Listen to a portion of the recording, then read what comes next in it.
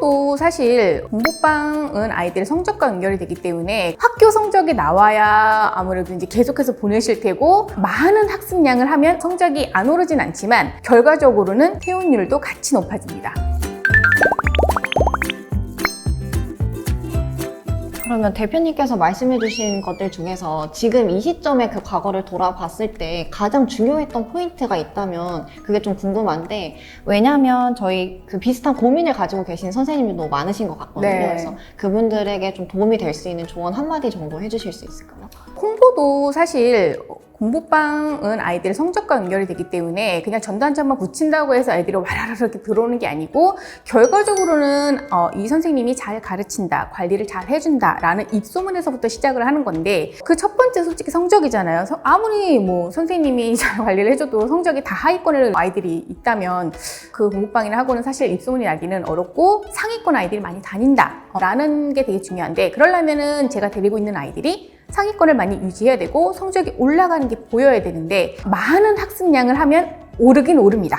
성적이 안 오르진 않지만 결과적으로는 퇴원율도 같이 높아집니다. 왜냐하면 아이들이 버거워하는 거예요. 공부에 대해서 힘들어하기 시작하고, 저 또한 정해진 학습량이 있다 보니까 푸시를 자꾸 하게 돼요. 아이의 취약 부분을 정확하게 잡아주려고 하기보다는 어떻게 보면 암기하듯이 아이들이 딱 이 문제, 이게 완전히 식을 거의 다다다다 외우듯이 하다 보니까 아이들은 재밌다고 느끼는 게 아니고 공부가 너무 힘들어. 근데 아이들이 흔들릴 때 엄마들은 당장 내일 모레 수능을 볼 게 아니면 한 달만 쉬었다 올게요.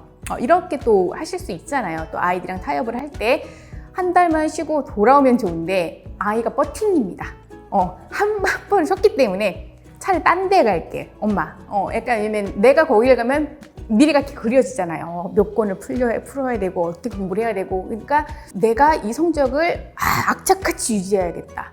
난 정말 떨어질 수 없다. 이렇게 생각하는 아이들은 정말 드물기 때문에 좀 편하게 하고 싶고, 왜 이렇게까지 내가 힘들게 해야 되지? 라는 생각이 자꾸 있다 보니까 눈에 보이잖아요, 그런 행동들은. 그럼 저도 왜 모르겠니? 이렇게 하는 게 보다는 왜 하기 싫어? 그러니까 네가 이렇게 해야지. 자꾸 저도 강하게 얘기할 수밖에 없고, 왜냐면 아이가 한두 명이 아니고 몇십 명을 컨트롤하려다 보면 제가 좀 강하게 할 수밖에 없다 보니까 아이들과의 관계도 좀 흐트러지는 것 같고, 그러다 보면은 계획도 다 틀어지는 게 있어서 우선 학습량 조절이 저는 제일 중요한 것 같아요. 많은 학습량보다는 학습의 질, 즉 아이에게 맞춤, 개인별 클리닉이 될 수 있는 그런 수업이 중심적으로 돼야 되고, 너무 반복적인 것보다는 아이가 개념을 갖고 어떤 문제의 유형이든 자기 것으로 만들어가고 스스로 풀 수 있는 힘을 길러주는 것. 그러다 보면 자연스럽게 아이들과의 관계도 개선이 많이 되는 것 같고, 아이들과의 관계가 좋으니까 제가 뭐 어머님들과 상담을 예전에 10번 했다면 지금은 두세 번만 해도 오히려 퇴원율은 줄어들어요. 왜냐면 아이가 잘 가니까. 아이가 잘 가고 즐거워하고, 숙제도 제가 푸시하지 않아도 알아서 잘 해오고, 내가 집에서 공부를 못 봐주니까 보내는 건데 맨날 숙제 안 해왔어요 언니 뭐 이렇게 전화를 받으면 엄마도 또 똑같은 스트레스를 받고 있기 때문에 그런 부분들이 해소되니까 자연스럽게 입소문이 나게 되고, 어머님들은 그런 거 있잖아요. 내가 신경 하나도 안 써도 돼. 선생님이 관리를 너무 잘해주고 그리고 성적도 잘 나와. 애들한테 물어봐도 우리 선생님 잘 가르쳐줘. 그리고 수학이 재밌어. 영어가 재밌어. 이런 반응이 솔직히 제일 중요한 거잖아요. 그래서 학습량과 진도 그리고 난이도 조절 이런 데서부터 시작이 되었던 것 같아요.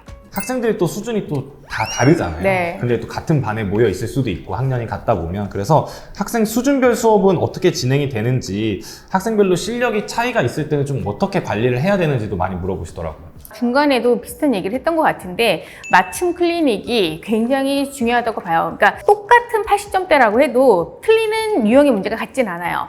얘는 이 유형이 약하고 쟤는 저 유형이 약하고, 또 얘는 실수로 틀리는 빈도수가 높고 얘는 진짜 몰라서 틀리는 빈도수가 높고, 이런 여러 차이점들이 있기 때문에 그 학생의 오답 유형을 반드시 분석을 한 후에 그 학생이 취향 유형대로 프린트를 활용해 주시는 게 굉장히 중요합니다. 그래서 물론 공통적으로 교과서 변형 유형 문제 또 아니면 이제 개념 정리 이런 부분 공통적으로 들어가야 될 부분은 반드시 있지만 그 외에 한 30%에서 40%는 개인별 맞춤 클리닉 프린트를 반드시 활용하시면 좋을 거라고 생각됩니다. 그래서 교재로서 맞추기는 사실 어려워요. 그런 부분들은. 그래서 프린트로서 활용을 잘 하시면은 물론 여기서 이제 팁은 많은 문제를 풀리실 필요는 없어요. 뭐 50문제, 100문제를 풀렸다고 해서 그게 빨리 잡히는 게 아니고 정말 취약, 유형을 정확하게 분석을 해서 내가 10문제를 풀리더라도 아이에게 맞춤 부분을 줄 수만 있다면은 오히려 효과는 더 높을 거라 생각됩니다. 김보미 대표님께서 생각을 하시기에 그러면 선생님들은 어떻게 하면 효율적으로 수업 자료들을 수급을 받을 수 있을지 그 꿀팁 같은 게 있으면 좀 여쭤보고 싶었어요.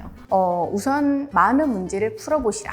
모든 선생님들한테 그 얘기는 꼭 드리고 싶어요. 왜냐면 아이들이 어떤 문제를 질문할지 모르고 아니면 학교에서 갑자기 어떤 프린트 갖고 왔는데 물어보는 경우도 있고 내가 많이 풀어보다 보면은 더 문제를 쉽게 접근하는 법이 보일 수도 있어요. 그래서 우선 첫 번째 이건 가장 기본입니다. 많이 풀어보셔라. 그게 수업 준비의 가장 기본입니다. 그리고 이제 그 다음부터는 아이에게 맞는 교재를 선택하셔라. 남들이 다 쓴다고 해서 좋은 교재가 아닙니다. 내가 가르치는 아이에게 잘 맞는 교재가 좋은 교재지 남들이 다 뭐 땡땡 교재를 쓴다.